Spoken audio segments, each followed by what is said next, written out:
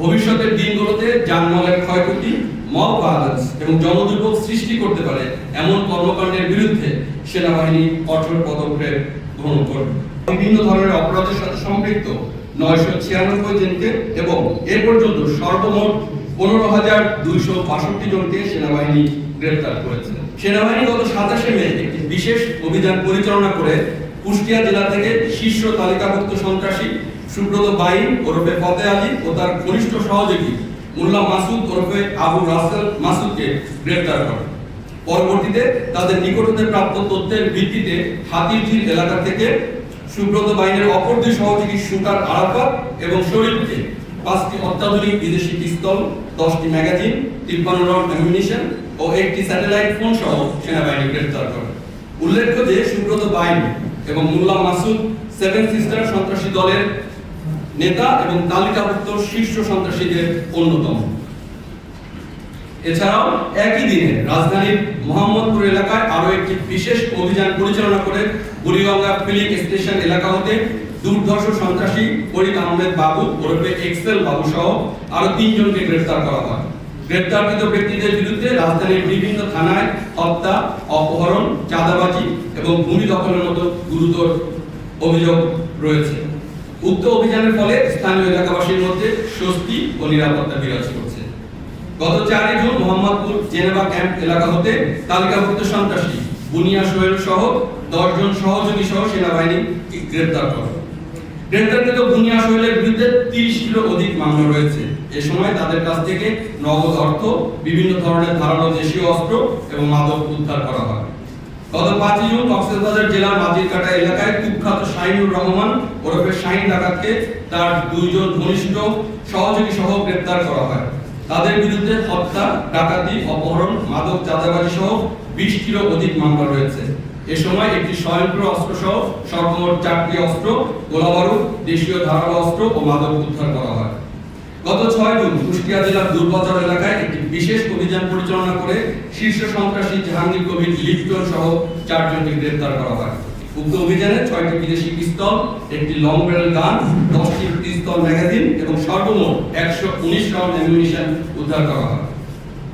ঈদুল আজহা চলাকালীন ঘরমুখী মানুষের সর্বোচ্চ নিরাপত্তা ও নির্বিঘ্নে যানবাহন চলাচল নিশ্চিত করতে বাংলাদেশ সেনাবাহিনী ঈদের আগে ও পরে মিলিয়ে 2 সপ্তাহের বিশেষ কার্যক্রম পরিচালনা করেছে। এর অংশ হিসেবে জাতীয় মহাসড়কগুলোতে নির্বিঘ্নে যান চলাচল নিশ্চিত করতে ঢাকা সহ দেশের গুরুত্বপূর্ণ bus stand, rail station, launch terminal ও মহাসড়কে দিন-রাত টহল পরিচালনা, গাড়ির অতিরিক্ত গতি নিয়ন্ত্রণের জন্য স্পর্শকাতর স্থানে চেকপোস্ট স্থাপন সহ টিকিট কালোবাজারি অথবা অধিক মূল্যের টিকিট বিক্রয় রোধে সেনাবাহিনী সচেষ্ট ছিল। ঈদ যাত্রায় অতিরিক্ত ভাড়া আদায়ের অভিযোগে 1255টি যানবাহনতে 35,26,233 টাকা যাত্রীদের মধ্যে ফেরত দেওয়া হয়।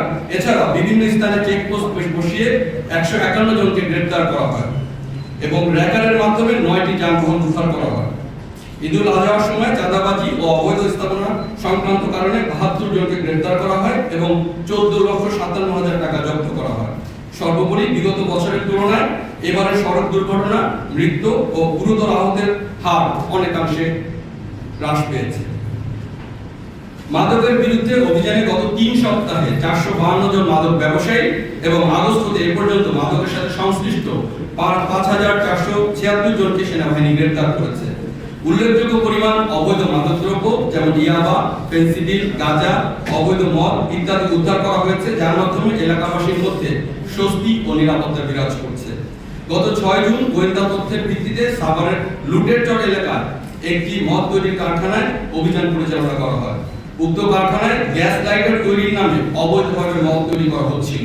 পরবর্তীতে কারখানাটি বন্ধ করে দেওয়া হয়। অভিযানকালে 8,620 লিটার মদ এবং মদ উৎপাদনের বিভিন্ন কাঁচামাল জব্দ করা হয়।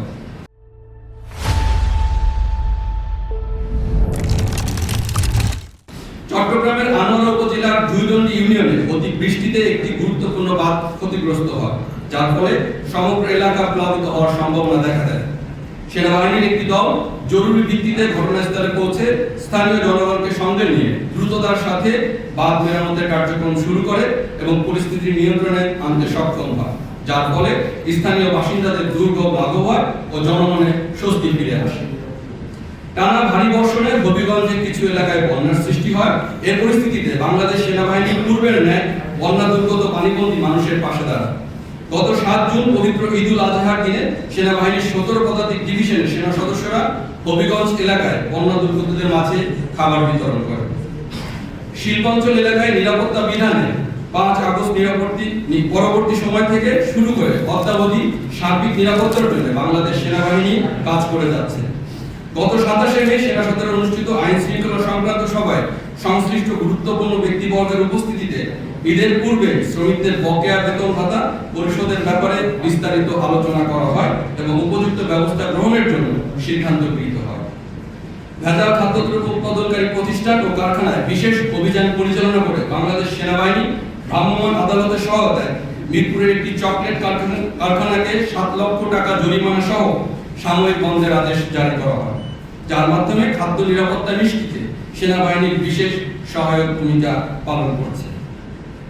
ভুটান এবং সিঙ্গাপুর ফুটবল দল বাংলাদেশ সফরকারী গত 4 এবং 10 জুন বাংলাদেশের সাথে 2টি আন্তর্জাতিক ফুটবল ম্যাচ অনুষ্ঠিত হয়। উক্ত সময়ে বিদেশি খেলোয়াড়, কর্মকর্তা ও অফিসিয়ালদের অবস্থান, গমনাগমন এবং খেলা চলাকালীন সময়ে অন্যান্য আইন শৃঙ্খলা রক্ষাকারী বাহিনীর সাথে সমন্বয় করে নিরাপত্তা নিশ্চিত করা হয়।